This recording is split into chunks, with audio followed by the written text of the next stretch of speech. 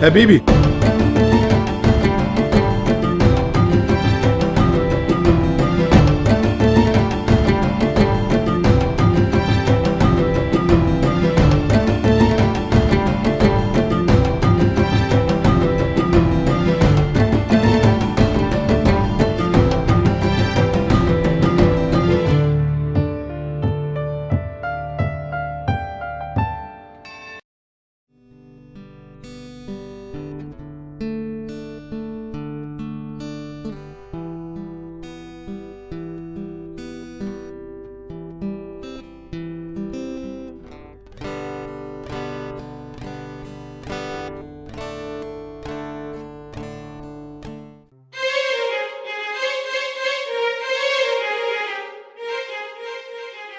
Jeg hedder John, og jeg er oprindelig Vendelbo. Og Vendelbo, det er jo oppe i Nordjylland, og deroppe, hvor det er rigtig mørkt. Jeg blev også spurgt, om jeg er villig til at give afkald på den danske sommer med at gennemføre en ramadan. Og det har jeg sagt ja til. Jeg kan jo ikke se, at det kan være nogen udfordring. Alle muslimer gør det. Små børn, gamle mennesker, kvinder, mænd, drenge, piger. Så selvfølgelig kan en dansker, der har en lang fortid i forsvaret og har sejlet på Grønland og været hele jorden rundt, kan jeg selvfølgelig også klare en ramadan. Det er jo en walk in the park, det her. Det er jeg helt overbevist om. Jeg respekterer meget, at folk de har en tro. At det, jeg ikke har en, det er jo mit valg. Og det bliver en udfordring. Nogle de rejser til fjerne lande. Jeg tager til Nørrebro. Sådan er det.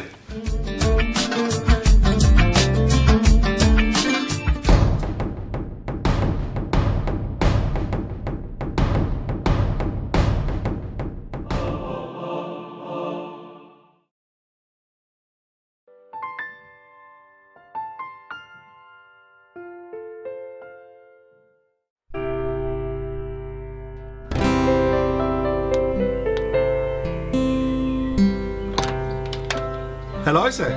Velkommen til. Kom indenfor. Velkommen til John og Tulles hjem. Smid lige skoene, fordi at Tulle hun er lidt ømme over gulvet. Derinde der har jeg vores kontor. Vi sidder og arbejder lidt. Jeg har et par computer og sådan lidt at være. Så har vi et gæsteværelse derinde. Der bor nogen inde lige nu. Familie fra Nordjylland, op fra det mørke der. Vi er lige blevet færdige med at spise det. Jeg vil ikke kalde det den sidste nadver. Det her, det er jo så vores lille gårdhave, og den er vi utrolig glade for. Den kommer jeg til at savne en del her den næste måneds tid. Midt om natten, der er nok nogen af vi har jo naboværen her, og de vil nok undre sig over, hvorfor grillen den bliver startet op kl. 12, og så at det begynder at lugte af bøf. Jeg arbejder som IT-mand i dag i Spainfighter, og det er jo stillesiddende arbejde, og man skal koncentrere sig, man er på, man sidder inde, og så er det altså rart at komme hjem, hvor der er frisk luft og heste i baghaven, og fugle kvider, og solen den skinner fra en høj himmel, og der er ingen biler og alt sådan noget. Det er simpelthen guld værd. Jamen jeg kommer jo fra Nordjylland, som der sikkert nogen af jer der ved, og at være Vendelbo og flytte til Sjælland, det kan godt være svært. Det var forsvar, der trak mig over, og så har jeg været her lige siden. Det var den 14. september 1981. Der stod jeg faktisk lige heroppe bagved med en sportstaske i den ene hånd og en snotboble i det her næsebord her. Og det var simpelthen den værste tid, jeg nogensinde var kommet ud for. Jeg tror, det hele startede mellem det her havde kærlighedsforhold som Asim og mig. Asim, det er en af mine kære kollegaer inde på Spainfighter, og det er vores hustaliban derinde, som jeg kalder ham. Vi elsker sgu hinanden, og vi elsker at tage fis på hinanden, og det er bare skønt. Og så provokerer han mig til den her ramadan, og så, det er bare det forkert, det gør man ikke. Og så siger jeg bare ja. Jeg kører en ramadan, uden fadbamser, uden grillpølser. Alt det er bare halalslagtet, vand og te, ingen mad, når solen den er oppe, og så kører bare igen. Men jeg har jo støtte af min kære kone. Kom her, Tude. Kom.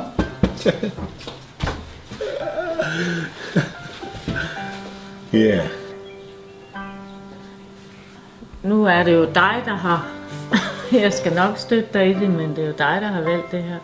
Og du støtter jo op om mig, at du tager på ferie. Ja, jeg har så valgt at tage på ferie, mens det foregår. Jeg tror, det bliver spændende for os begge to. Også det her, at det er sommer, og der ikke er nogen fadbamser. Det bliver træls. På sagt på nordjysk. Rigtig træls.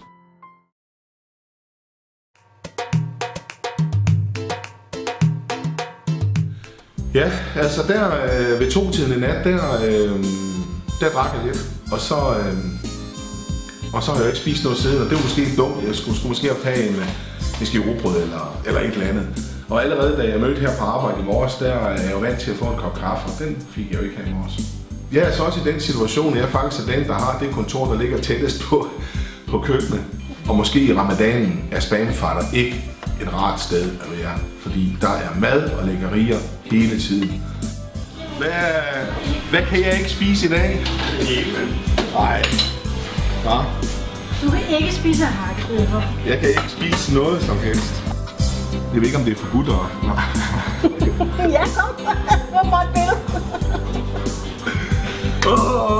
Det er også rent tortur. Det må man ikke, det er ulovligt med det.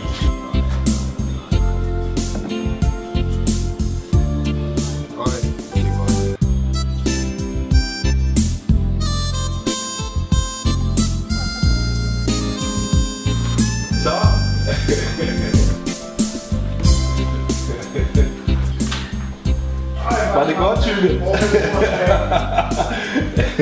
Hvordan der er meget plads på frokostbordet i dag? Ja, det er der, ja.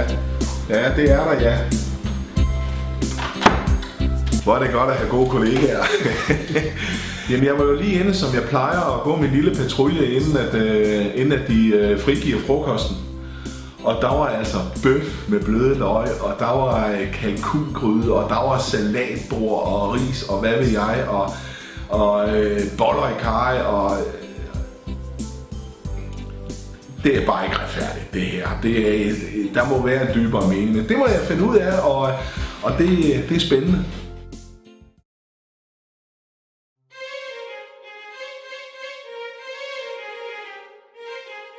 Så er den første fastedag på ramadanen ved at være over. Der er 35 minutter endnu.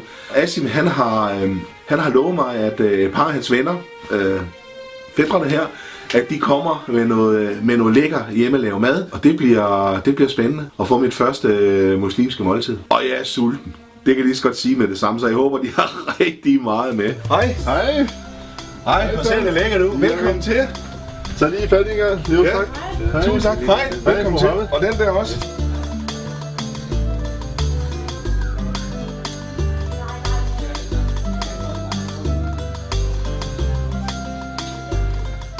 Så er det nu. Så ja, så kan du tage en, der er det der. Ja, så skal jeg have 3. Så jeg skal have 3, jeg skal tage. Det tager 2 lige til at starte med. Så man velsigner det her første måltid. Okay. Ja, selvfølgelig. Det kan du prøve til. Vi takker for det her frugter, som vi nu kommer til at indtage, ikke? Ja, vi er... Det er ligesom et bordbøn, som vi kender fra danskere. Og det har du sagt nu. Det har jeg sagt. Hvad siger du til, at vi ligger ud med noget suppe? Ja. Jeg tror mig, at den har kogt i mange timer. Ja, ej, det er så lækkert ud. Ej, det dufter simpelthen fantastisk. Det er jo fantastisk. Det er jo Asims familie, der er kommet med alt det her. Og det er jo sikkert et arbejde. Ja, hold da op. Der er virkelig meget rigtig kartofler i. Det er rigtig godt. Det er simpelthen fantastisk. Ja. Altså, jeg er utrolig spændt og glæder mig virkelig til at prøve alt det her.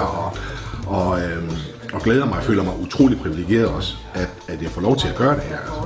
Jeg skal holde mig fra at være religiøs, jeg skal holde mig fra at være politisk, jeg skal holde mig fra, og jeg skal forsøge at være så neutral som overhovedet muligt.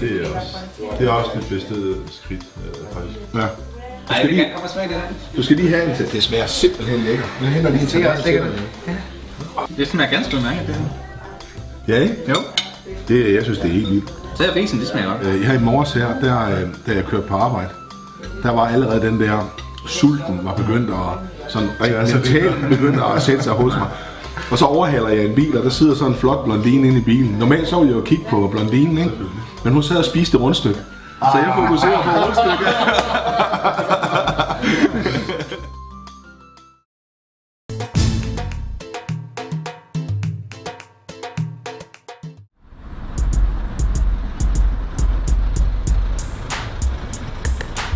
Goddag, mit navn er Khaled Al-Subaihi, og jeg er ungdomsvejleder og instruktør i det, der hedder kickboxing. Jamen, det er sejt af dig. Ja, tak. Du vil gerne prøve at kaste i 30 dage. Det er en af tingene, ja. Okay. Og det skal jeg gøres klar til. Ja. Og det skal du hjælpe mig med. Ja. Faktisk vil jeg foreslå, at vi starter med at lære kampstilling. Ja. Der skal du ikke bruge ret meget, bevægelser. Finer din balance, så du ikke står sådan der. Og finer din balance. Stadigvæk maven i centrum. Ja. Prøver jeg knæene en lille smule her. Beskyt ansigtet og have paraderne op. Okay. Det her, det hedder parade. Parade. Ja. Og lidt hurtigere. 1, 2, 3. Ja. Så. Hvad var det, du har gjort af det? Jeg har brækket helbrudsknoglen. Så de skammer lige op her. Ja. Så har de sat en hulplade på. Ja. På helbruden. Ja. Og så har de skruet 12 skruer i. Wow. Og så har de samlet det igen. Det er en stor operation. Ja. Der er mange muslimer, der ikke har den her forståelse af, at ramadan faktisk er en træningsperiode for os muslimer. Ja. For at finde os selv igen, også for at være, en slags god mennesker. Og lave gode gerninger, og tale pænt, og være en slags forbilleder for de andre. Men det skal man jo også være uden for ramadanen. Præcis. Og det er derfor, man har ramadan som en træningsperiode. Ja. Og så skal man være det menneske, man er i ramadan resten af året. Ikke? Ja, så man dygtiggør sig. Præcis.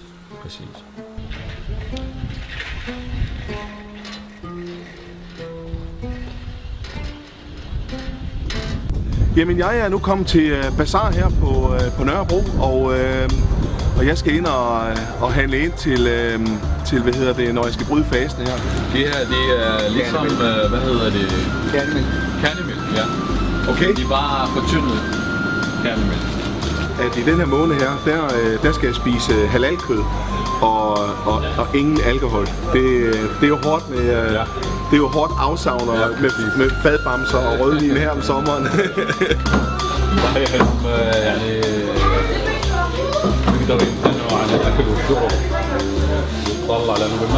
Skal han være muslim vel, eller hvad? Nej, det skal jeg. Det er op til ham. Værsgo, jo.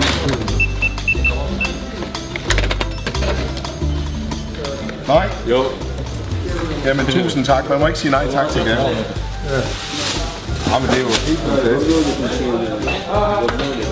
En anerkendelse af, at det er sejt, det du gør. Ja, vi skal give Jeg vil give dig en gave. Vil du også? Ja. Er det brød? Ja, værsgo. Nej, tusind tak. Varm? Ja. Og den skal jeg så lige varme op. Nej, du skal bare spise den. Nå, som kold? Ja, det er varm. Okay. Det er frisk bagt. Det er frisk. Ja, okay. Det kommer fra bageriet, faktisk. Jamen, fantastisk. Ja. Det er det bageri.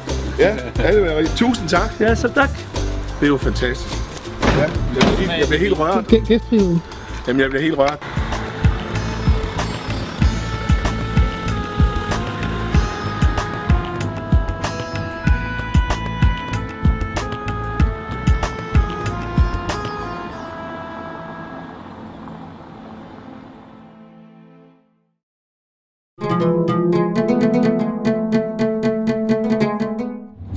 Jamen, en af de ting, som Asim har sagt, jeg skal, og det vil jeg også ret gerne selv, det er at komme ud og tale med en imam omkring ramadan og islam, og hvordan forbereder man sig mentalt til en ramadan, og hvad kan man forvente at komme igennem. Så kan man jo klargøre sig fysisk ved at spise rigtigt og træne og sådan noget, men rent mentalt kræver det jo også en indsats. Forberedelse, ja. Jamen, det gør det da. Jeg ved, at for mit eget vedkommende, der bruger jeg tid på, når vi nærmer os ramadan, så bruger jeg tid på at indstille mig selv mentalt, spirituelt, på at nu kommer den her måned, og det er med til at gøre overgangen nemmere.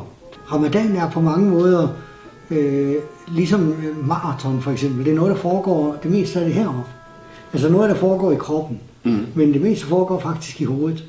Og fast er jo en disciplin, som vi kender fra alle profeter. Altså, det er jo ikke kun muslimer, det er jo Abraham, og det er Moses, og det er David, og det er Noah, og det er Isak, og det er Jakob, og det er Jesus. Og det er jo alle sammen, de fastede jo. Ja. Som en del af deres disciplin. Så faste, og buddhister gør det, og hinduer gør det. Altså alle religiøse retninger og tider har haft faste som et spirituelt værktøj.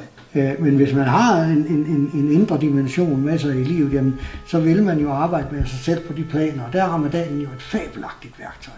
Og det vil du finde ud af, du mærker ikke så meget i dag, der er det nok mere sådan den der, hold op, hvor kunne jeg godt spise et eller andet, eller hvor kunne jeg godt drikke et eller andet. Ja, det er rigtigt.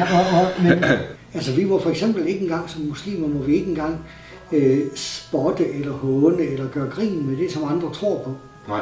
Fordi det kunne få dem til at gøre grin med det, vi tror på. Jamen, er det ikke også, altså det er jo ikke raketfysik, det er jo rimeligt. Ja, det er det er rimeligt, man ikke håner en anden mands religion. Faktisk, ja.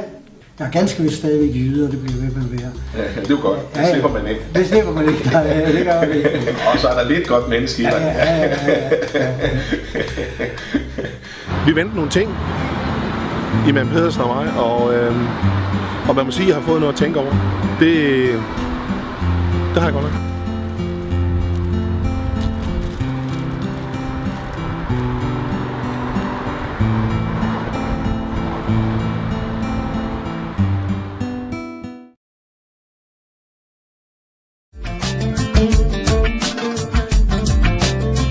Og så er jeg blevet anbefalet at drikke sådan en bandit her. Så jeg ved ikke rigtig, hvad det er.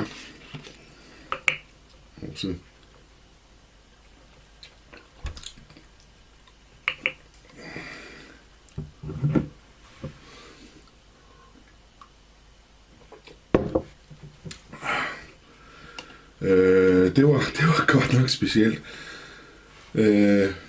Men det skal klare min mave, så det skal nok gå.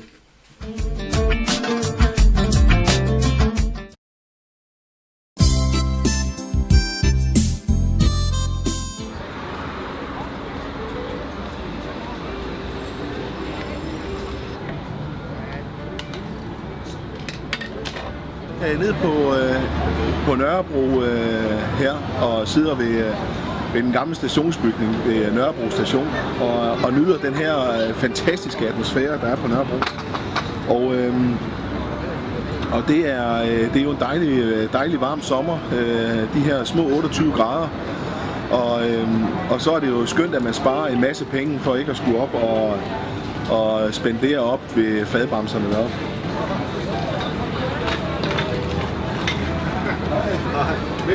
Ja, vi kan lige lægge det op på vores Facebook, okay. og så kan vi lave sådan en lille weblog en gang om ugen, eller vi kan lave en eller to sådan under hele forløbet. Okay. Og så Jakob der, en af mine kammerater, så han det på Facebook, så sagde han, jamen han kunne godt klippe dem der. Okay. Og så blev det klippet, og så fik det lagt op, og så sagde det bare, BOOM! Jeg tænkte, okay, jeg har jo fat i noget fra start af, så allerede fra start af, så synes jeg, altså, det er jo kanon interessant jo, en dansk elite, som stiller sig op på. Og jeg simpelthen har lavet lidt film før, og sådan, og så sagde han så, jamen, hvis vi skal gøre det der, så vil jeg have lov til at lave en dokumentarfilm omkring det. Og jeg så var med på det. Ja, det er fint nok. Og jeg er så bare blevet ham der, bøgetårsen der står frem. Ja. Ikke også?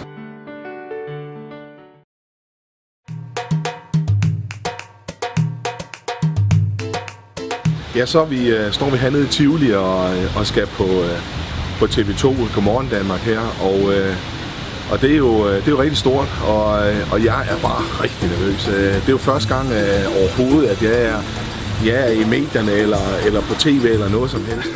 Det her det er så lidt grænseoverskridende, vil jeg sige. Men man skal jo have let til på, når man kommer herind. Ved du ikke det? Det skal mænd også. Jeg er nervøs nok i forvejen. Nej, det er Prøv at se, nu fik jeg til at blusser. Jamen, det er det, jeg har allerede brudt fasten jo.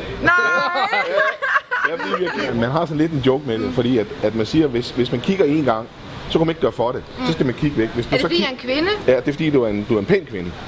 Og du kan tænde noget i mig og noget løsner og sådan noget. Ikke? Så hvis du ser nogle muslimer, der bare stiger på dig, Ja. så er det fordi, at første gang de ser dig, så er det ikke ulovligt. Så må de bare ikke slippe blikket. Fordi det er først anden gang. Så det er derfor, de fastholder blikket. Så er det kun den ene gang. Og den er jo gratis. Ja, det er det. Så de bliver ved med at stige. Du ved, hvad det især i den her periode. Ja, ja.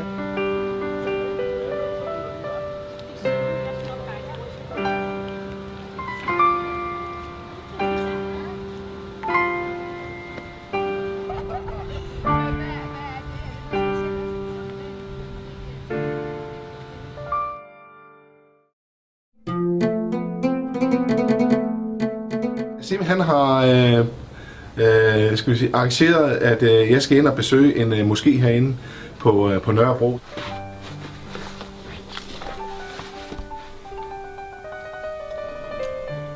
Men har du været i andre moskéer? Nej, det er... Er det første gang? Du er min debut. Hold da op. Jamen jeg tror på, der er et eller andet. Ja. Fordi jeg kan ikke bevise, der ikke er det. Ja. Så jeg er agnostiker, tror jeg det hedder, sådan den tekniske færm. Jeg er ikke ateist. Nej. Altså jeg siger ikke, at Gud ikke findes. Det siger jeg ikke, for jeg ved, at der er et eller andet. Om det er noget, der er inde i dig selv, eller det er noget overordnet, eller hvad det er, det ved jeg ikke. Der er det der, religionerne kommer ind i billedet. Ikke? Det er nemlig der, religionen... Den kommer med nogle konkrete bud på, hvem Gud er, altså skaberen er, og så videre. Ikke? Jeg vasker mig for Guds skyld. Ja.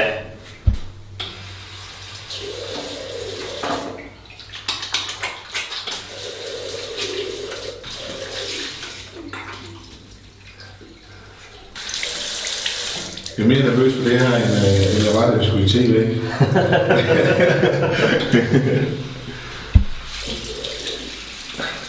Man gør også sit ypperste for, når vi møder vores Herre, så og skal tilbede ham og lovprise ham, så ønsker vi at være i ren tilstand. Ja. Det forhindrer jo også sygdom. Ja, det gør det. Det gør det jo. Og altså, det lærer vi jo i soldaterne i dag. Nu er jeg jo gammel soldat, og stadigvæk noget med det at gøre. Ja. Altså, renlighed er jo ekstremt vigtigt. Ja. For at man kan overleve. Ja. Bismillahirrahmanirrahim. I Allahs navn, den nådige, den barmhjertige. Alhamdulillahi Rabbil Alamin. Al lovprisning tilkommer Allah, som er verdenernes herre. Og så går vi ned og bøjer os i den her situation. Allahu Akbar. Subhana Rabbiyal A'la. Ramadan måneden er den, hvor at Koranen er blevet åbenbaret som en retledning til mennesket. Fastedelen er jo den lille del af ramadanen, hvor den store del, det er det der med, at nu går jeg ind i mig selv, og nu går jeg ind og nu har jeg ikke bandet i 3 dage. Det er jo helt fantastisk. Jeg har også undgået ikke at skælde ud. Jeg skældte ud på Asim her for et par dage siden, men siden har jeg ikke skældt ud. Hvis man evner at kunne kontrollere sit ego i en hel måned, i hvert fald i forhold til ikke at spise og drikke og sådan noget bestemt, så har man også muligheden for, teoretisk set i hvert fald, for også at kunne fortsætte med det efter ramadan. Man kan i hvert fald ikke undskylde sig med, at man ikke kan, for nu har man vist, at man godt kan noget. Ikke? Jeg skal lige vende mig til at bladre den forkerte vej. Det lærer du nok hurtigt. Eller, det hedder ikke den forkerte vej, det hedder heller ikke kajterne. Den anden vej. Den anden vej, ja, fra højre. Ikke? Den modsatte vej. Ja, den modsatte vej. Jeg har nu tænkt mig at få afsluttet den her Iran-krig, som der åbenbart har åbnet sig her på 30 Days of Ramadan. En 3 skefuld, det må være fint. Sådan. Det gjorde det i hvert fald ikke ringere. Sukker, lidt bedre.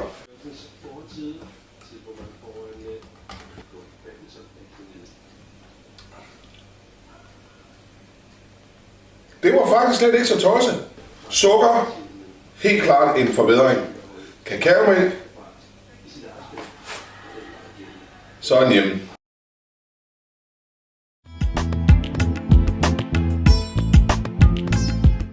Så er vi her på vej ind til Ramadan workshop, og vi er på et bibliotek, så jeg kan ikke tale så højt, men Men nu skal vi ind, og nu skal jeg ind og lære lidt om Koranen og få nogle snak omkring det med en hel masse unge mennesker. Og så, at jeg en af de allerførste dage holdt op med at bande, det er der helt sikkert nogen, der har lagt mærke til.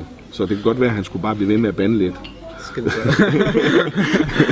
Så i stedet for at sige for satan, sige for søren, for eksempel. Jamen, vi har nemlig haft diskuteret det. Hvad er et bandeord? Hvad er kraftudtryk? Ja.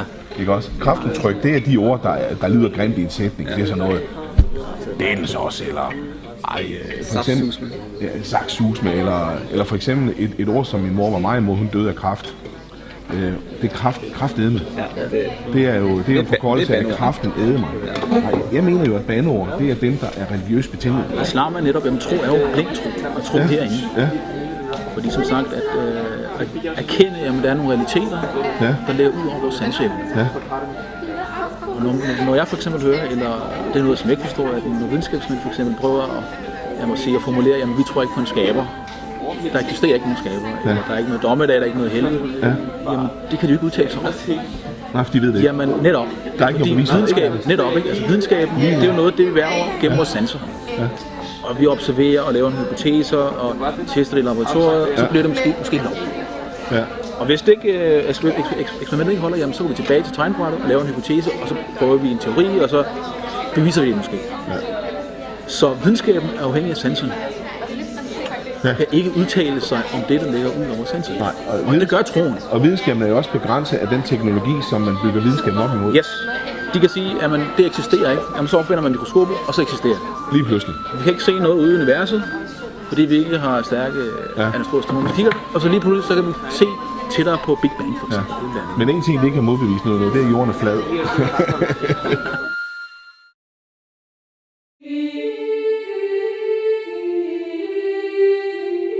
Lige om lidt, så læser imamen den bøn, som bryder fasten. Og når han begynder at læse den, så må man faktisk gerne begynde at spise. Og hver eneste år, han skulle til at starte ramadanen, han er selv muslim, så har jeg jo stillet en masse spørgsmål til ham, og en masse ting, jeg slet ikke forstod omkring det her ramadan.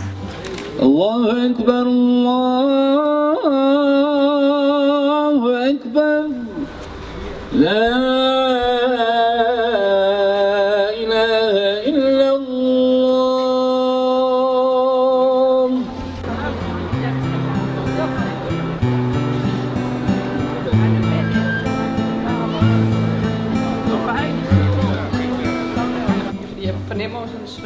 Jamen, jeg er nordjyde. Ja. Det står der også i nordjyde. Men det er jo ham, der står der bag kameraet. Det er jo hans skyld. Det er ham, der er den onde ophavsmand. Det er ham, der det er den onde muslim, der står bag kameraet. Ja, det er det nemlig. Fantastisk at møde dig. Ja, stor inspiration. Ja, tak. Jeg synes, det har været helt vildt hyggeligt. Og god stemning. Det kommer vi helt sikkert igen til at opleve. Jamen, som I kan se, så er vi jo alle sammen glade. Og der fik vi John i billedet. Som I kan se, så, ja, John, lader du gemmeleje? Hva? Er det okay, der er muslimer i kirken? Ja. Er vi nu de vantro, eller? Nej, I er gode nok. Vi er gode nok. Og John Shine er jo gået hen og blevet en... Britney Spears. En Britney Spears. Ja. Vi er færdige med ramadan. Og vi er færdige med at faste, ikke? Jo, det er fint nok. Ja, okay. Vi skal jo ikke faste lige nu. Ja. Altså, det er jo noget af det smukke ved ramadanen. Den er jo ikke urimelig. Den er ikke urimelig. Det er den ikke, faktisk. Men faktisk, det man glæder sig mere, godt, når man... Så er der baggrundsmusik.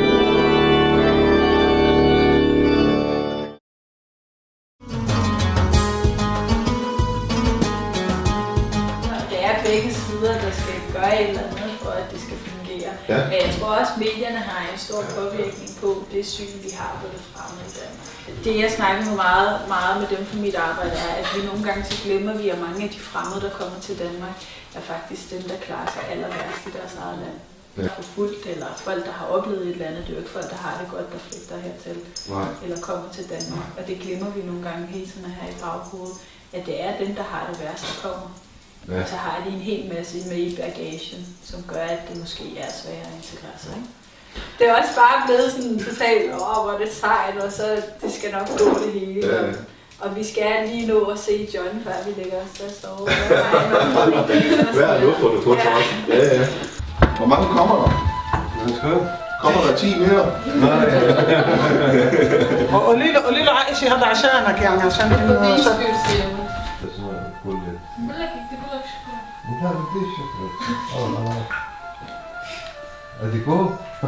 Den er speciel. دي كمان مية Nå, det var godt. Jeg troede lige, vi skulle sidde og sulte. Ej. Må man godt spise? Er det godt nok? Ja, det er halal. Det er halal. Det er sådan en husker for den her dag, så du husker også. Ja. Har I skrevet i den? Nej, har vi. Vil I ikke lige skrive jeres navn i den? Jo, det vil jeg gerne. John, ganske kort. Ja. Kan du sætte lidt ord på? Fordi nu er der gået 10 dage, altså en tredjedel af ramadanen. Ja. Så hvordan har du det? Altså, jeg synes, det er lidt uretfærdigt, at jeg holder ramadan på den måde her, fordi det her, det er jo helt vildt, altså. Jeg oplever jo ikke den der stillestand, som man normalt oplever, når man passer sit arbejde og sin familie og sådan noget, når man kommer hjem klokken 4-5 stykker om eftermiddagen, og bare skal sidde og kigge ud i luften. Den har jeg jo slet ikke. Altså, der er jo fuld smadret på her. Altså, jeg har tabt mig, nu ved jeg ikke efter middagen i går, men jeg har tabt mig næsten 2 kilo. Men er lidt mere træt, men ikke noget, man ikke sådan lige kan håndtere. Og så er der den der tørhed i munden, og der kan man jo gå og skylle munden. Så sådan fysisk, så har jeg det faktisk helt fint. Hvad med de der smertestillende, det tog? Ja, de smertestillende, det er jo lidt akilleshælen, fordi jeg skal have de smertestillende 6 timer om dagen. Og det må jeg jo valgt ikke at tage, for ikke at bryde fasen. Så sådan omkring middagstid, og det er der vi er nu, der kan jeg godt begynde at mærke min fod, det gør faktisk lidt ondt.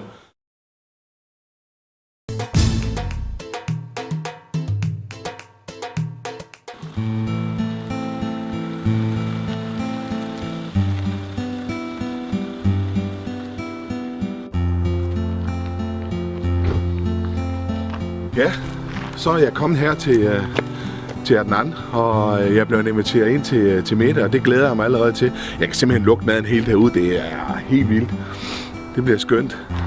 Hej så. Så velkommen på medicin. Ja tak, det må jeg nok sige. Hej. Velkommen til. Jo tak. Og så sagde han, så gør vi da bare det. Og så sagde han, så har jeg lov til at lave en dokumentarfilm på det. Jamen det er virkelig sejt alligevel, at du har accepteret den. Det store. Ja, men altså, jeg vidste jo ikke, hvad jeg gik ind til. Vi er godt nok, vi har en kristen baggrund, men vi er jo slet ikke kristne på samme måde som muslimer er muslimske. Altså, vi kommer i kirken 4 gange i hele vores liv. Og den sidste gang, der blev vi båret ud, ikke? Altså. Så det er, når vi bliver døbt, når vi bliver konfirmeret, når vi bliver gift, og så når vi skal begraves, ikke? Det var også derfor, jeg meldte ud af folkekirken og sagde, nu er jeg, skal vi sige, troløs, ikke? Og blev en agnostiker. Du får lov til at sidde derovre på den anden side. Ja. I midten, hvor jeg er der sidder derovre. Hej. Hej. Og velkommen. Tak for det. Hold da op. Hej på. Godt. Nice. Prøv at smage. Ja, nu skal vi da smage. Nu har jeg ayran med. Nu har jeg opfundet ayran med kakao med det her. Ja, det er godt nok special. Det kan man ikke købe i Netto, det er helt sikkert. Alhamdulillahi Rabbil Alamin. Ar-Rahmanir-Rahim. Maliki Yawmiddin. Iyyaka na'budu wa iyyaka nasta'in. Ihdina as-siratal mustaqim. Det påvirker mig altså lidt til den her. Jeg synes det er stort, I gør det altså. Fordi det er jo så fjern fra det, jeg er vant til. Midt i alt det der mødernes virvar og pres og det ene og det andet, som en arbejdsdag kan være. Bare sådan lige 2 time-outs, der nu kommer i sådan en dag. Det er så befriende og afstressende også. Ja. Man lige går ud, slår lidt koldt vand i klodet. Ja. Og kager til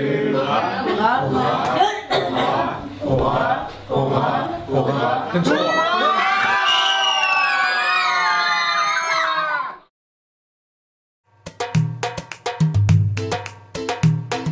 Det her, det er dybt ulovligt. Det må være dybt ulovligt, det smager alt for godt. Kan du lide det? Det smager alt for godt. Højre hånd, ikke også? Ja, undskyld. Det er i orden. Sådan en neandertaler. Ja. Det tænker jeg faktisk over. Ja. Jeg tror, men er det noget med, at det er fordi venstre lidt en beskidte hånd, eller hvad? Må. Ja. Det bliver meget bedre muslim end os. Jeg tænker. Og jeg så sådan tænker, jamen det giver egentlig meget god mening, det der med tørklæde. Det er selvfølgelig er det sådan en beskyttelse, og det er sådan et eller andet, der siger, jamen jeg er, den kvinde jeg er, rent fysisk, det er jeg kun for min mand. Det er der ikke andre, der skal nyde godt af. Så det er jo rart, at man skal have den der dialog, altså man skal jo kende hinanden, uden det kropslige. Ja. Inden man går i gang med det kropslige. Og det er jo også lidt det ramadanen siger, altså vi skal jo herop og glemme alt det her med, ikke? Og det giver egentlig god mening. Altså hvis jeg skal være sammen med en helt ude på Lars Tønskids, ikke? Altså så kræver det altså, at det egentlig jeg kan være i stue sammen, ikke? Og så gik der 2, og min kone har haft en Facebook-profil, fordi at vi har familie i hele verden, stort set også. Og så lige så popper jeg jo også op, ikke? Så siger hun så, nå. Ja, hvad? Nå. Så er det der. Hvad sker der? Hvad sker der? Nej. Nå. Hvorfor er vi ikke gift? Hvad mener du, sagde jeg så? Ja, hvorfor er vi ikke gift? Jamen, det er vi da. Nej, ikke inde på Facebook. Jeg troede, det var honning i os, det er der ikke? Nej, det er ikke honning. Okay. Jeg troede ellers, det var honning. بس فيها مزاهر كمان. مزاهر هذا شو اسمه بيقولوا لهن blomster. Det er rosenvand. Hvad betyder zahar? Mazaher. Nå. Hvorfor? Nå, på pakistansk zahar, det betyder gift. Er det rigtigt?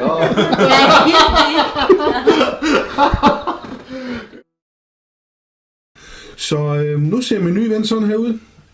Det er jo fantastisk, hvor lidt der skulle til, for at vi kunne blive gode venner. For at tage lidt alvor, så kunne ejeren jo faktisk have heddet noget helt andet. Han kunne jo have haft heddet Niels, for den sags skyld. Han kunne have haft heddet Nadia. Han kunne have haft heddet Gitte. Og han kunne også have haft heddet Mohammed. Så det, der er vigtigt, det er, at man skal give lidt, og man skal tage lidt, og man skal lære at lytte efter hinanden, og forstå hinanden, og give hinanden en chance. Så tror jeg, at det bliver meget sjovere at være her. Så husk det.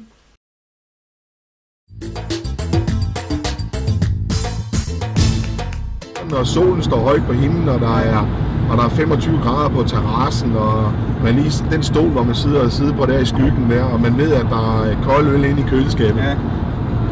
Så kan man godt smage den der lidt syrlige smag, der er i munden efter sådan en kold fadbamse, ikke?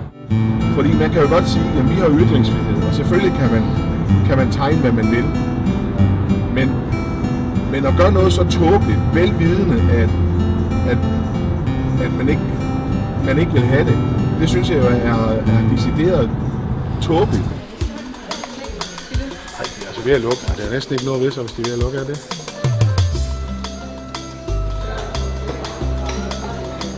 Der er ikke ret mange superbruser, man finder sådan nogle sjovere der.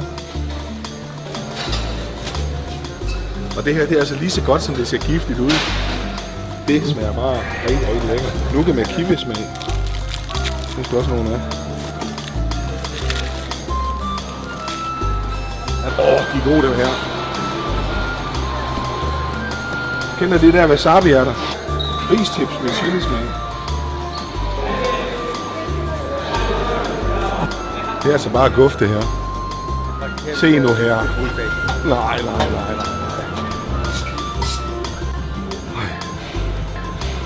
Jeg bliver nødt til, at jeg skal have sådan en.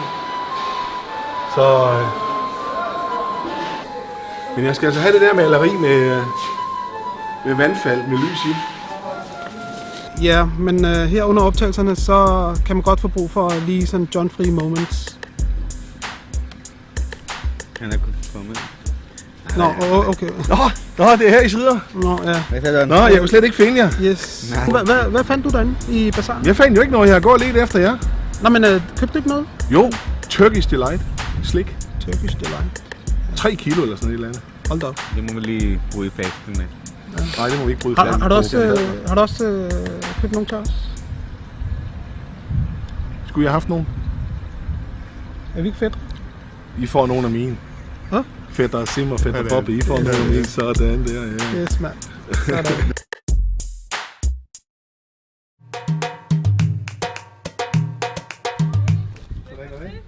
Ja, tak.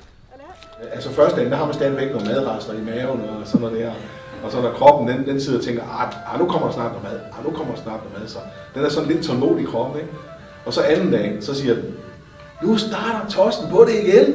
Han giver mig ikke noget at spise. Altså det er jo et rigtig fedt koncept. Ja, ja. Og det er jo ikke sket før i Danmark, at der er en person, som vælger, som tager initiativ til at faste en hel måned. Man siger folk faste en dag, prøv det for en dag, journalister faster for en dag, for ligesom at få en fornemmelse af, hvad det drejer sig om. Det gør man jo ikke. Men en hel måned, det synes jeg var unikt. Det synes jeg var fedt. Jeg har jo en masse fordomme. Jeg er jo ganske almindelig dansker. Jeg har en masse fordomme og en stor uvidenhed omkring det her. Og noget af det, når det er piger, så er det jo sådan noget med tørklæder og tvangsægteskaber og hvad ved jeg, og du skal altid gå 10 skridt bag ved din mand, og du bor sådan set ude i dit køkken hele tiden. Og, men er det også meget rigtigt, at det går? Jo, mig er det, ikke også? Ja. I skal stoppe mig, hvis jeg siger noget forkert.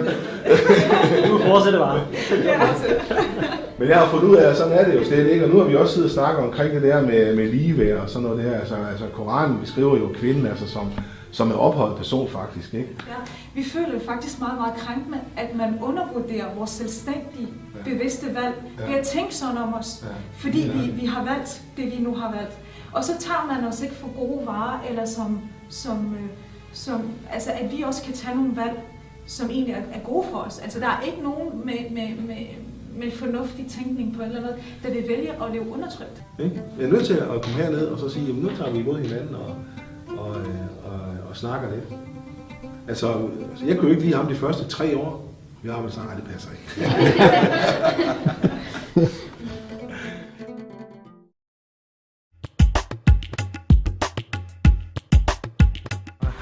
Vi er nu på vej ind og skal have bryde fasen her sammen med Abdul Hamid-familien, og det bliver også rigtig spændende. Jeg tror, vi kan få nogle gode diskussioner i gang. Det ser ikke meget ud der. Skal du have det? Nej, det er meget fint. Nej, min kone hun sagde godt nok den første aften, at det smagte godt.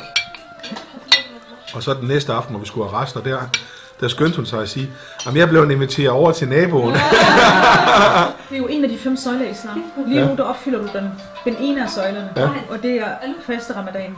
Så og bønnen har du prøvet, det er den anden søjle. Ja. Så de 3 sidste søjler, der er pilgrimsrejsen, og så er der trosbekendelsen, og så er der zakat, som er almisen. Og den skal man betale i ramadan måned, inden ramadan måneden udløber. Når man har været holdt sådan for pusen, ikke? Og ikke kan trække vejret, og så lige pludselig så... Hvor er det dejligt. Men altså, hvor er det dejligt. Jamen, det er jo det. Ja. Det er jo det, vi har følt hele tiden, vi skulle tage skraldet for alt muligt, og alt hvad vi siger, det bliver lagt i en bestemt negativ kontekst. Og så er der egentlig en, der prøver at hoppe i vores stiletter, havde jeg nær sagt. Men det er jo også den eneste måde, man får svar jo. Ja. Nu får du svar. Nu har jeg fået svar. Jeg stiller aldrig spørgsmål til dig mere, Sim. Næste spørgsmål så hvordan er det at tage på pilgrimmer? Ja. Prøv, John.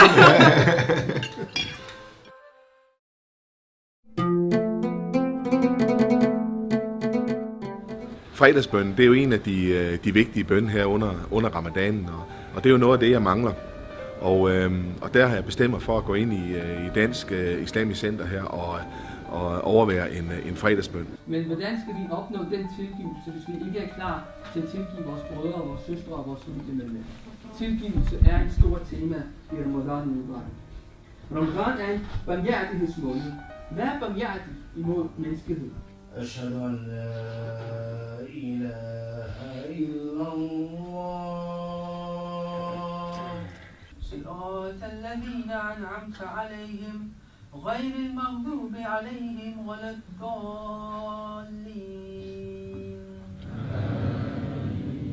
Og det er baseret ud fra en idé om at føde fattige mennesker, som svarer til cirka 2 måltider for en person. Jeg sagde, det er en stor disco-kugle. Tak. Jamen det var så min fredagsbøn. meget af det var jo næsten ligesom at høre en præst i en kirke. Jeg ved godt, man skal passe på sammenligningen, men altså, det var ikke, der blev ikke sagt noget, som ikke en præst også ville kunne sige. Hej, hej.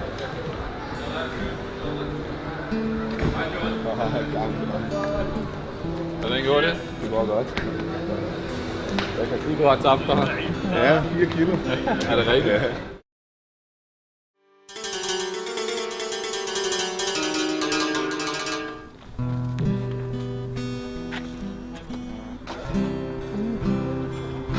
Hav, er det her, der er fest? Hej, det er Sif. Det er... Ja, det er så. Og så siger jeg så, jamen altså, må I så heller ikke drikke? Altså, det er jo fuldstændig ulogisk dernede i 45 grader varme og sådan noget. Og så vender han bare øjnene sådan helt op og siger så, nu gider jeg simpelthen ikke at svare på de spørgsmål mere, siger han så. Nu, så kan du bare tage en ramadan sammen med mig her. I islam, i vores tro, kan der godt, altså der er en fælles fejde nogle gange, eller en indbyrdes fejde, noget med nogle forgreninger og så videre. Ja, det har jeg. Men rigtig mange af de her ting, de falder bare på jorden, til jorden, når det er ramadanen kommer. Og så er det bare sådan, så er det den anden form for fællesskab. Så har man korpserne der. Ja. Så sulter du, og så sulter jeg. Ja, så er det korpserne. Det er ligesom landskampen. Ja. Så sammen, så er alle sammen samlet. Det dufter blomster. Ja. Noget roser, som det bliver lavet af. Hold da op. Ja, det kan man godt lugte.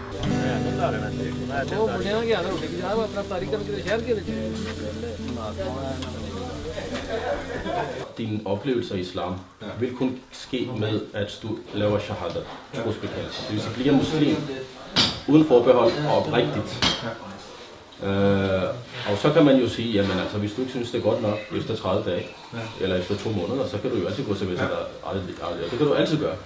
Og det andet, som jeg kan tilbyde, det er jo så islamisk healing, hvor der ikke er nogen begrænsninger på, om man skal være muslim eller ikke muslim. Okay. Det kan jeg så også tilbyde. Det tager ikke mere end 5 minutters tid. Okay.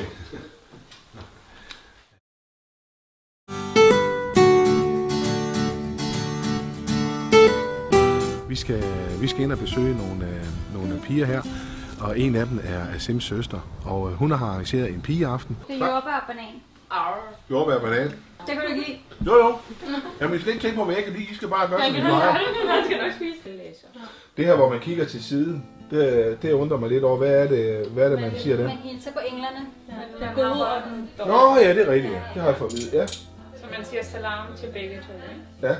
Og så begynder jeg at skrige til det er så, det er sådan en bulldog, du ved, sådan en lille hund, der bare havde bidt sig fast. En bulldog i en lille hund. Det er pakke, når de er over. Nej, det var en bulldog, og den var så stor. If you scream, she'll bite you more, og jeg stod bare... Hej, mit navn er Medea. Jeg har ikke så meget batteri, så... Okay, skid dig. Jeg er 26, og jeg har fastet i dag, og hej John. And I'm your biggest fan.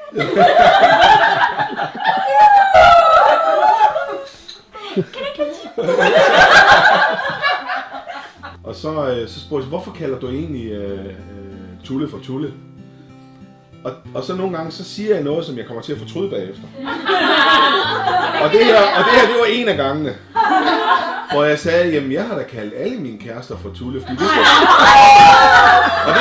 og det var sådan en praktisk anlagt, fordi hvis jeg kom til at tale i søvn, så kom jeg ikke til at sige et forkert navn. Vi skal lave en scene til dokumentarfilm, hvor vi overtager de her piger her til at være dansepiger i sådan et Bollywood-scene. Med mig foran.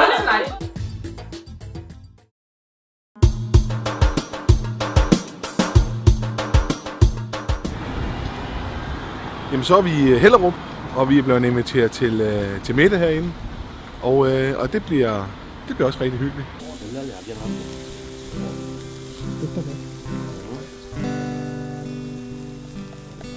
Bare blandt videre og København, der er der også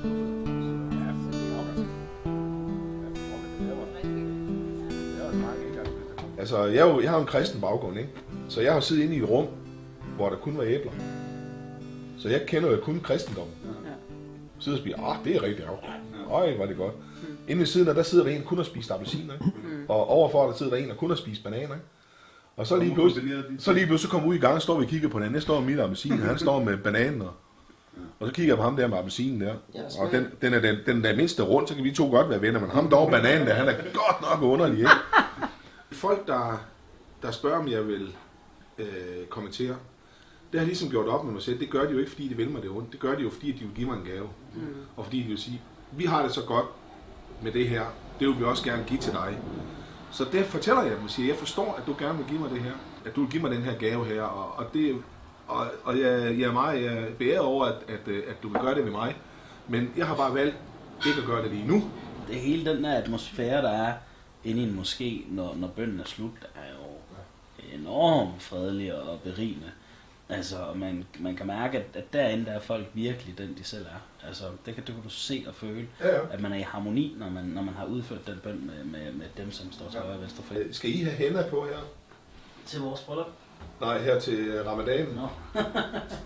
Hvorfor? Det er noget... Hvorfor? Det er tradition. Ja, det siger han, jeg skal. Det gør mænd og alt muligt. Nå, Asim. Jeg skal have det i hår, siger han, så vi får de her... Nej, ikke håret. Du skal bare sådan... Der skal bare stå her sådan i den brætte eller sådan.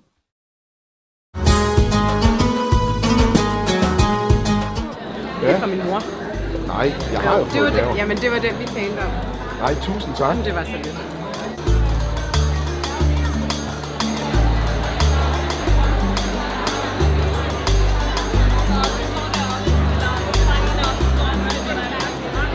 Og så vil vi sige, hvis vi skal ud og gå offentligt med det her, altså hvis vi skal ud og ramme masser, så skal vi holde os langt væk fra religion, og vi skal holde os langt væk fra politik. Punktum. Fordi det er der er alt for mange meninger. Folk bliver aldrig nogensinde enige. Så vi har valgt humorens vej, og så gør det på en sjov og informativ måde. Allahu Akbar, Allahu Akbar. La ilaha illallah.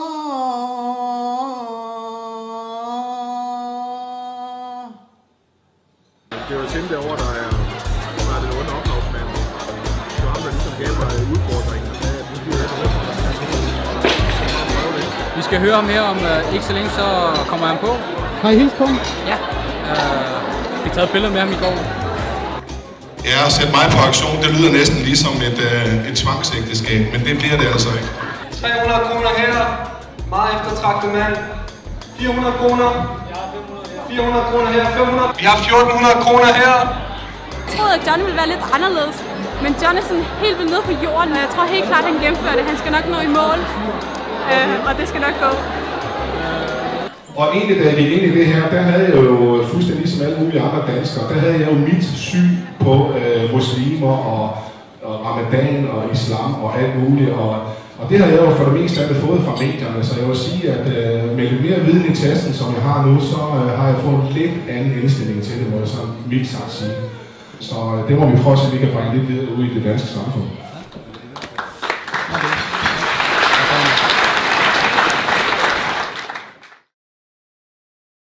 Det er totalt over, at 6.000 muslimer er imponeret over en dansk mand, som faster i 80.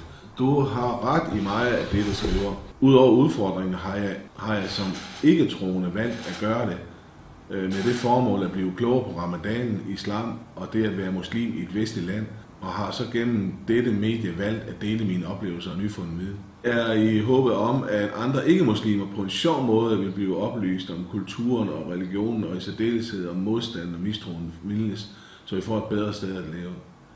At der så er nogen, der synes, at det er cool, og man er begyndt at snakke om det, er det første skridt på vejen til målet, skulle jeg mene. Kærlig hilsen, John. Flot. Altså, jeg vil jo ikke havle ham ned på nogen som helst måde, og det er heller ikke det, vi skal, og man skal heller ikke lyde censur. Og han kommer med noget kritik, altså det er da fuldstændig rigtigt. Hvorfor i verden? Fordi at der er en eller anden blegfed dansker, der gennemgår en ramadan. Hvorfor skal det hype så meget, ikke? Ja, hvorfor skal han have så meget opmærksomhed? Ja, og det er bare sådan, det er kommet, ikke? Ja.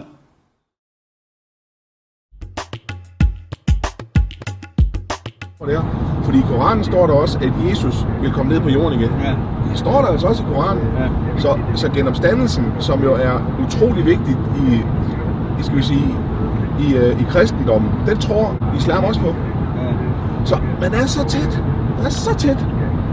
Det er ganske få uenigheder, man har.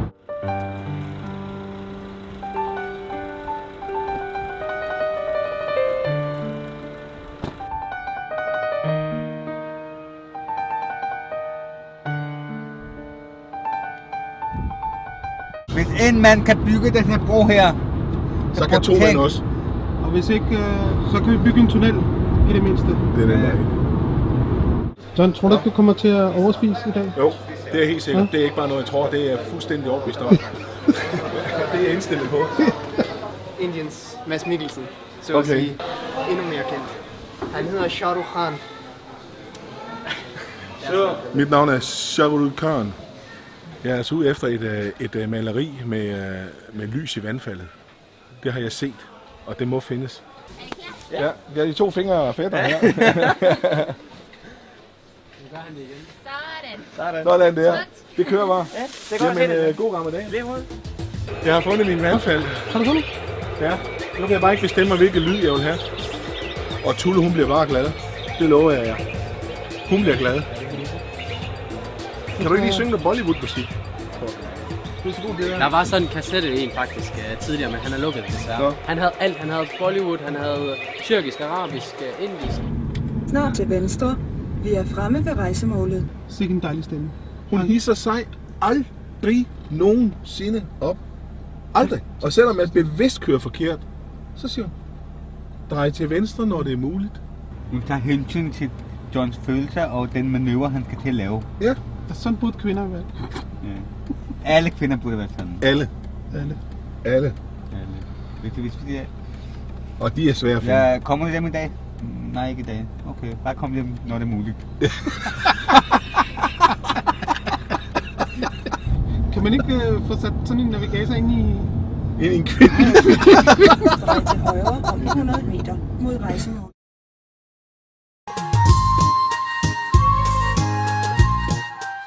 Har du også købt nogle tørs? Skulle jeg have haft nogle?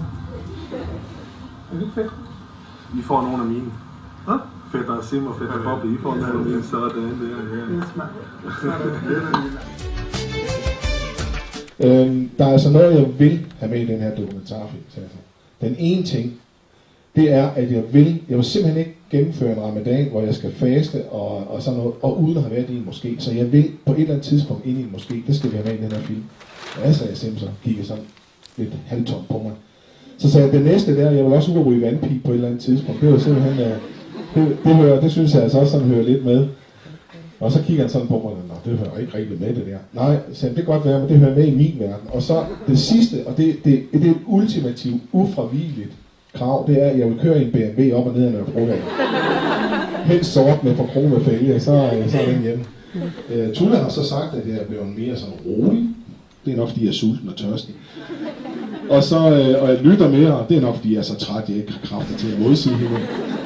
Og så også, at jeg sådan er mere forstående og siger ja, og det er nok også det der med, at jeg har simpelthen ikke kræfter til at tage diskussionen op. Jeg synes lige, vi skal give Sim en hånd, fordi uden at Sim, så var der ikke nogen John. Og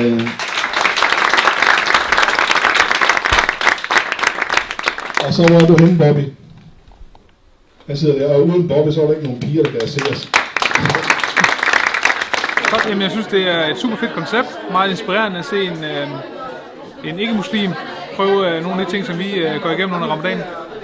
Så det er fedt at opleve, at han ligesom prøver det igennem og se, hvordan det føles på egen krop og fast. Og det var helt surrealistisk at se ham. Det var sådan, at man kender ham, så hej John og Simon og sådan. Har du det godt? Ja, jeg har det godt. Men det var ret surrealistisk at se ham. Det er det. Det er som om man allerede kender ham i forvejen. Allahu Akbar.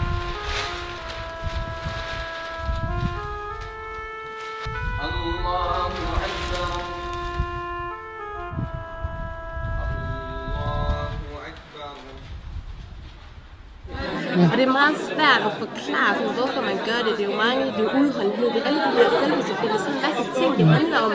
Når de ikke prøver det, og de ikke vil sætte sig ind i det, så er det svært for dem.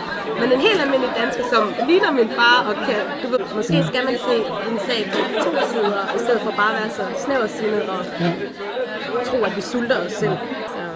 Men efter at du har gjort de ting, og jeg har lagt dem ind, så har de fået en meget bedre forståelse af det. Ej, hvor fedt. Det er virkelig lækkert, altså. Det lykkes. Mission accomplished. Så kan vi godt gå hjem. Så bryder jeg fasten. Det skal du i hvert fald ikke. Nej, nu går det. Nej, hvor fedt. Så skylder du en øl. Nej.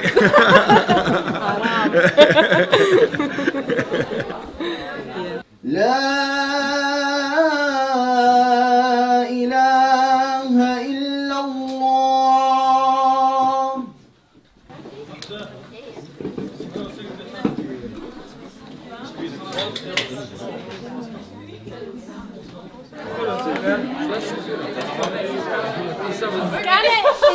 Kom.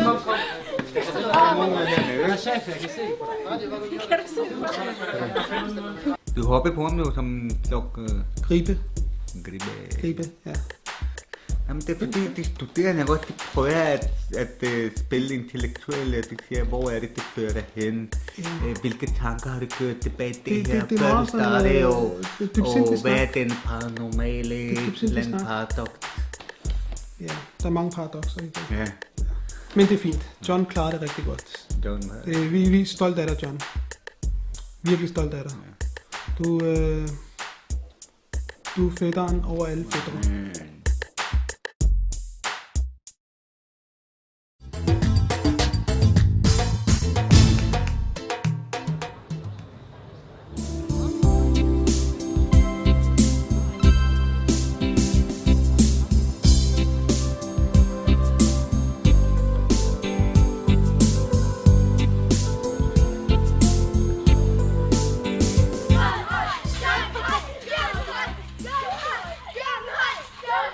فهم يتخذوا الصيام كنموذج لمراقبة الله في بقية العام.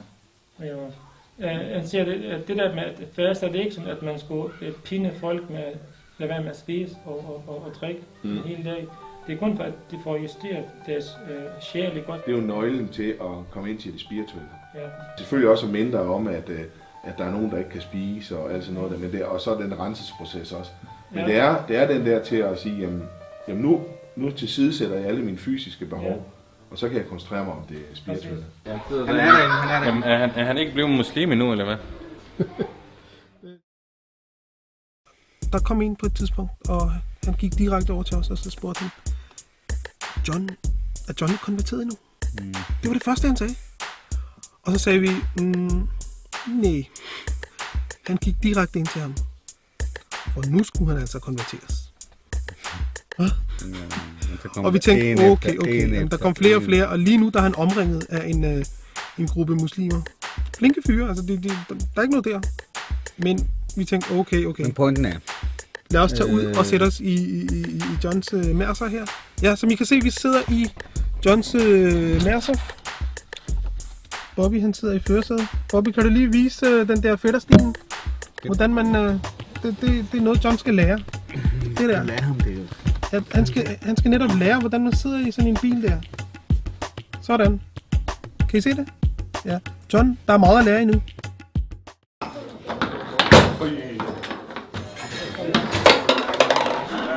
Ja.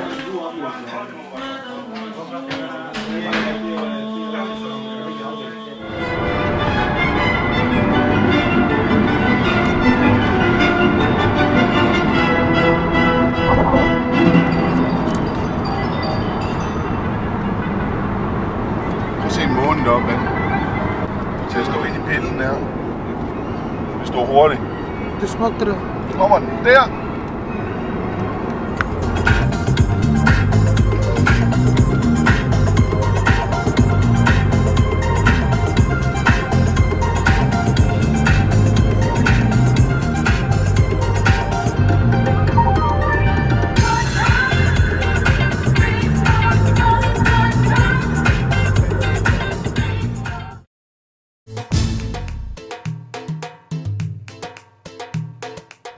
Jamen, vi står her ved Moonlight Bazaar. Det er et af de steder, som jeg simpelthen har planlagt, at jeg skulle ind til. Og Tulle er allerede gået ind og få lavet negle. Det behøver jeg ikke. Nej, jeg ved ikke hvad. Helst ikke. Nej, men du er super sej. Jeg følger i hvert fald med dig hver dag. Tak. Tak for jeres støtte. Det var lækkert. Der var kun adgang for kvinder og børn. Hvilke kategori går vi ind under nu? Men du er VIP. Er VIP? Ja. Okay. Jeg vejer mig lige her til morgen. Det er første gang i 6 år, jeg er under 100 kilo. Jeg har næsten ikke mere tøj, jeg kan passe. Det kan være, du fortsætter med ramadanen. Ja, det kan jeg aldrig vide. Så du når din mål.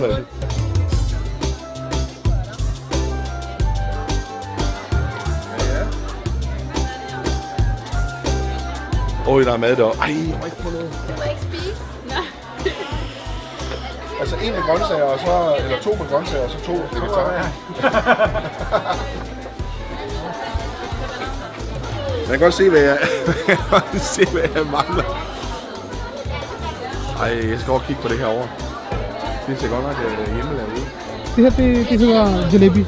Jalebi? Ja. Og det her, det er barfi. Barfi. Vi er blevet lovet tærte. Lovet hvad? Hjemmelavet tærte ude på Eid, ude i Valbyparken. Valbyparken, ja. Jeg købte armbånd med dødninghoveder på. Under fasten? Men der er ikke noget uhyggeligt i det. Det er fordi det er mode. Jeg skal være moderigtig.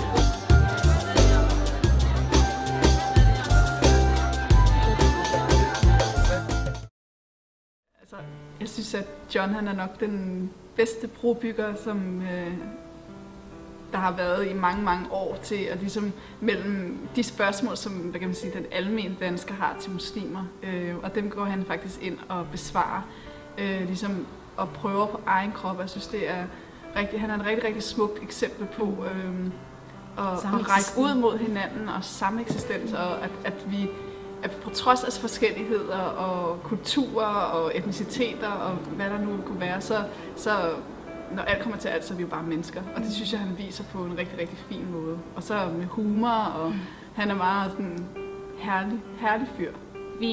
Vi er så stolte af dig, og vi er glade for, at du gider at lære om os lidt bedre. Ja.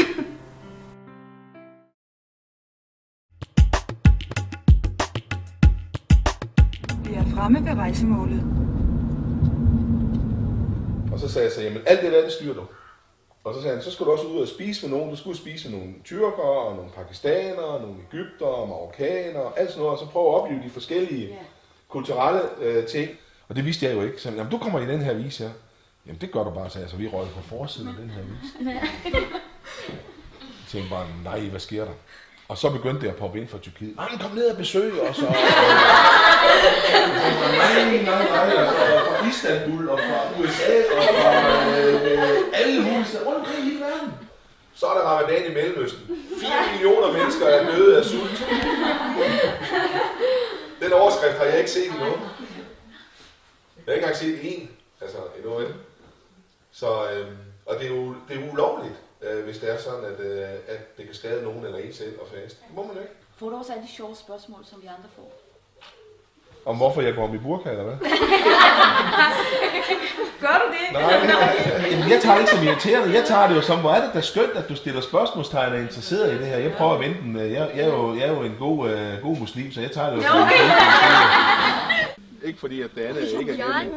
Hvad siger du? Jeg vil gerne lige have et billede med dig. John, det bliver næsten for... Det er flødt, det der. Ja, det er det. Min kone står lige der. John! Nå ja. Et billede, sagde du. Også et til mig. Nej, det har været rigtig hyggeligt, og jeg håber, jeg har givet lidt sådan nogle idéer og nogle tanker, som jeg har. Og så også, som du sagde derovre, så har jeg også fået nogle ting nu. Altså, igen, noget til min blog, jeg kan skrive om. Når I har i hvert fald også været med til at fjerne nogle fordomme for mig. Man kan godt være troende muslim, selvom man går i cowboybukser og t-shirt og alt muligt. Ja. Efter Eva.